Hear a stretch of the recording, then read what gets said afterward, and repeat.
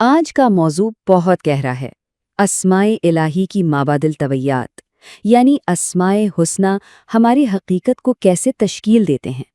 ہم اس سوال پر غور کریں گے کہ ہمیں اللہ کا تعارف ناموں کے ذریعے کیوں کرایا جاتا ہے اور یہ نام ہمیں اندر سے کیسے بدل سکتے ہیں۔ تو آئیے اس سفر کا آغاز کرتے ہیں۔ بات شروع کرتے ہیں آج کے دور کی ایک بہت بڑی الجھن سے، ایک ایسا مسئلہ جس کا سامنا شاید ہم سبھی کسی نہ کسی سطح پر کرتے ہیں، اور اس مسئلے کا حل ہمارے آج کے موضوع میں ہی چھپا ہوا ہے۔ یہ مسئلہ ہے جدید دور میں رابطے کا منقطع ہونا۔ آج کے دور کا سب سے بڑا تضاد شاید یہی ہے۔ ہم ہر وقت 24 گھنٹے ڈیجیٹل طور پر جڑے ہوئے ہیں، لیکن اس کے باوجود ایک گہرا احساس ہے کہ ہمیں کوئی دیکھ نہیں رہا۔ ہر نوٹیفیکیشن کے پیچھے ایک تنہائی ہے کہ ہماری اصل ذات تو جیسے کسی کی نظر میں ہی نہیں ہے۔ اور پھر یہ کیفیت کہ ہم معلومات کے ایک سمندر میں غرق ہیں۔ ہمیں ہر چیز کے بارے میں کچھ نہ کچھ معلوم ہے، لیکن ہم کسی بھی چیز کے قریب محسوس نہیں کرتے۔ علم بہت ہے، لیکن روحانی اور جذباتی طور پر ایک خلا ہے، ایک دوری ہے۔ اور اس سارے شور کے بیچ بہت سے لوگ اپنے آپ سے خاموشی میں ایک سوال پوچھتے ہیں، آخر میں ہوں کون؟ اور کیا کوئی ہے جو مجھے سچ میں جانتا ہے؟ یہ شناخت اور پہچان کا ایک بہت ہی گہرا اندرونی سوال ہے۔ تو اس منقطع ہونے کے احساس سے اب ہم حل کی طرف بڑھتے ہیں، اور یہ حل دراصل ایک دعوت ہے، ایک الہی دعوت۔ یہاں ہمیں اپنی سوچ میں ایک بنیادی تبدیلی لانے کی ضرورت ہے۔ دیکھیں، ایک طرف ہے جدید وہم، جو ہمیں یہ سکھاتا ہے کہ ایمان صرف معلومات کا نام ہے، قربت ڈیٹا سے آتی ہے، اور خدا بس ایک تصور ہے، ایک آئیڈیا۔ لیکن دوسری طرف ہے الہی حقیقت، جو بتاتی ہے کہ ایمان ایک تعلق ہے، قربت رابطے سے ملتی ہے، اور خدا تک رسائی اس کے نام کے ذریعے ہوتی ہے۔ اور یہ حقیقت قرآن پاک میں بہت واضح طور پر بیان کی گئی ہے۔ اللہ تعالیٰ فرماتا ہے، وَلِلَّهِ الْأَسْمَاءُ الْحُسْنَى فَادْعُوهُ بِهَا۔ ترجمہ، اور اللہ ہی کے لیے بہترین نام ہے، سو اسے ان ناموں سے پکارو۔ یہ سورۃ الاعراف کی آیت نمبر 180 ہے۔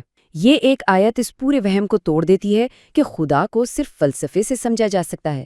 نہیں، اس تک پہنچنے کا راستہ اس کے ناموں سے گزرتا۔ تو پھر سوال یہ پیدا ہوتا ہے کہ ایک الہی نام دراصل ہے کیا؟ آئیے اس کی صوفیانہ اور مابعد طبیعاتی گہرائی میں اترتے ہیں۔ نام بطور فریکوینسیز۔ صوفیہ کی نظر میں ایک الہی نام صرف کوئی لیبل یا عنوان نہیں ہے، نہیں، یہ ایک رابطہ کا نقطہ ہے، ایک پل کی طرح جو لامحدود ذات کو ہم جیسے محدود انسان کے دل سے جوڑتا ہے۔ یہ وہ جگہ ہے جہاں الہی حقیقت ہمارے شعور کو چھوتی ہے۔ اس کو ایک مثال سے سمجھتے ہیں۔ جب کوئی کہتا ہے یا رحمان، تو وہ صرف اللہ کی رحمت کو بیان نہیں کر رہا ہوتا، بلکہ وہ خود کو رحمت کی ایک فریکوینسی کے ساتھ ہم آہنگ کر رہا ہوتا ہے، اس کے ساتھ الائن کر رہا ہوتا ہے۔ یہ صرف ایک لفظ نہیں، یہ ایک عمل ہے۔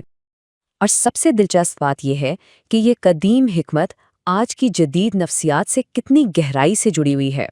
آئیے دیکھتے ہیں کہ اس عمل سے انسانی نفسیات کیسے شفا پاتی ہے۔ یہاں ایک کلیدی نقطہ سمجھنے کی ضرورت ہے۔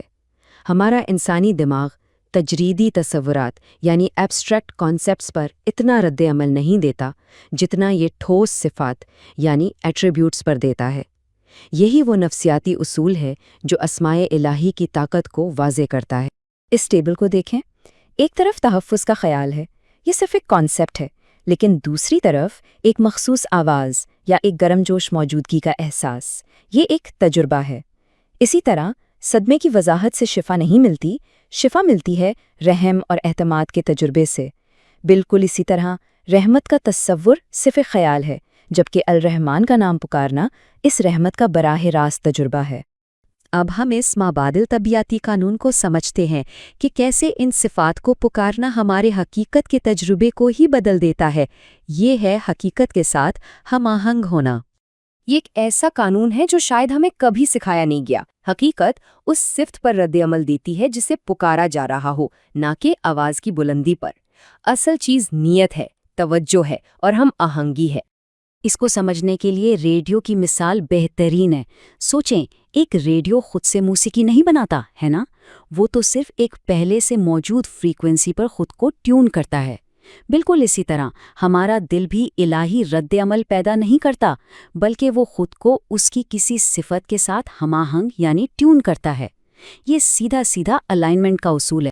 تو آئیے اب ان تمام نکات کو جوڑتے ہیں اور دیکھتے ہیں کہ یہ سمجھ ہمیں جدید دور کے اس اکیلے پن اور منقطع ہونے کے احساس سے کیسے نکال سکتی ہے۔ یہ ہے رابطے کا راستہ۔ یاد ہے وہ سوالات جو ہم نے شروع میں پوچھے تھے، میں کون ہوں؟ اس کا جواب ہے البصیر، یعنی سب کچھ دیکھنے والا، تمہیں دیکھ رہا ہے۔ کیا مجھے سنا جا رہا ہے؟ اس کا جواب ہے السمیع، یعنی سب کچھ سننے والا، تمہیں سن رہا ہے۔ کیا میری جگہ کوئی اور لے سکتا ہے؟ نہیں، کیونکہ القیوم، یعنی خود قائم رہنے والا، اس نے تمہیں تھام رکھا ہے۔ تو اس پوری گفتگو کا جو سب سے اہم نچوڑ ہے وہ یہ ہے، اللہ سے رابطہ معلومات کے ذریعے نہیں ہوتا، رابطہ صفات کے ذریعے ہوتا ہے۔ یہ وہ بنیادی سچائی ہے جو سب کچھ بدل سکتی ہے۔ اور یہی وجہ ہے کہ ذکر کام کرتا ہے، یہی وجہ ہے کہ نام شفا دیتے ہیں، اور یہی وجہ ہے کہ دعا حقیقت کو نئی شکل دے سکتی ہے، کیونکہ یہ تمام اعمال ہمیں براہ راست ان الہی صفات سے جوڑتے ہیں۔ اور آخر میں آپ کو ایک سوال کے ساتھ چھوڑ کر جا رہا ہوں جس پر غور کیجیے گا۔ کیا ایسا ہو سکتا ہے کہ اللہ کے کسی ایک نام کے ساتھ گزاری گئی خاموشی ہزاروں خالی الفاظ سے زیادہ بلند ہو؟ اس پر سوچیے گا۔ اگر یہ گفتگو آپ کے دل تک پہنچی ہو تو اسے لائک کریں، شیئر کریں، اور مزید ایسے تجزیوں کے لیے لاجک ویوز کو سبسکرائب کریں۔ ملتے ہیں اگلی بار۔